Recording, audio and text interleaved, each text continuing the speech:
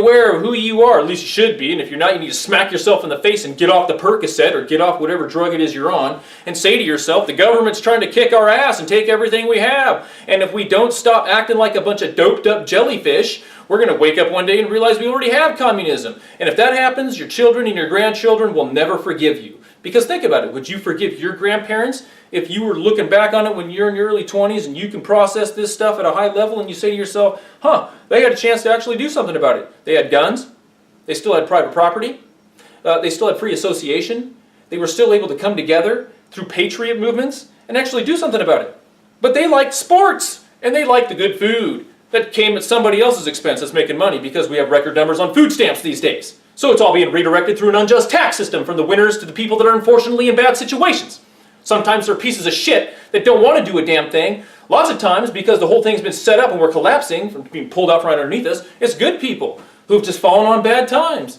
And now the money's being redirected to them and the people that are going to work every day getting pissed off. I don't care who it is, they're taking my damn money. Well, hold on, man. Don't pit yourself against them. Don't be pitted against them.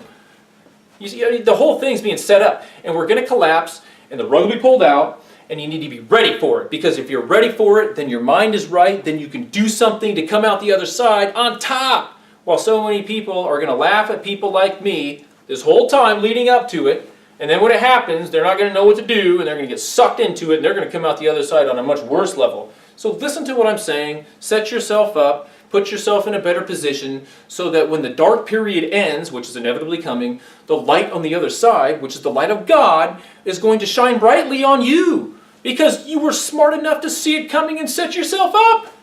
I mean, it's just life, man. It's life. Get with the program. Quit listening to the government. If somebody comes to you and says, "Hi, I'm with the government. I'm here to help you," you should run. Because their help is what the person who uses common sense, that's death. Their definition of help is the person who uses common sense's definition of death, man. No, they ain't there to help you. You need to help yourself. You need to come together with like-minded people, and you need to help yourself. You need to pick yourself up off the damn floor, take yourself off government assistance, pay your damn debt, get yourself a decent income, invest it right by not living beyond your means. Don't go off and buy a damn vehicle. Don't go buy a vehicle that's now all of a sudden sucking up 2/3 of your check because you now have a new job, and so, oh, that's right, I haven't worked in 5 years, but now I got a job. Yeah, first thing I'm going to do is go out and put 2/3 of my paycheck every month right into a car. Well, that's just stupid. Why would you do that? Don't do that. Pay your debt and then use the money to slowly accumulate and then put into this place or that place and grow your damn money and then pay cash for that vehicle that you want. Remember what, again, Benjamin Franklin said, think of what you do when you run in debt. You give to another a portion of your liberty. Think of what you do when you take out debt, when you borrow money from somebody. You're giving that person a portion of your liberty. They own a part of you. It's a contractual agreement. Even if it's a damn handshake, which, yeah, right, find somebody like that anymore. That's old school. Like these people, now it's a damn contract, everything. Oh, you want to borrow 20 bucks? They whip out their contract on their new smartphone. Sign here, please. Wait a minute, man, I'm asking to borrow 20 bucks for 30 hours. You know? Well, I don't blame them. There's just so many people out there to rip you off. Sign on the fucking dotted line, please. Excuse my language. Sign on the dotted line.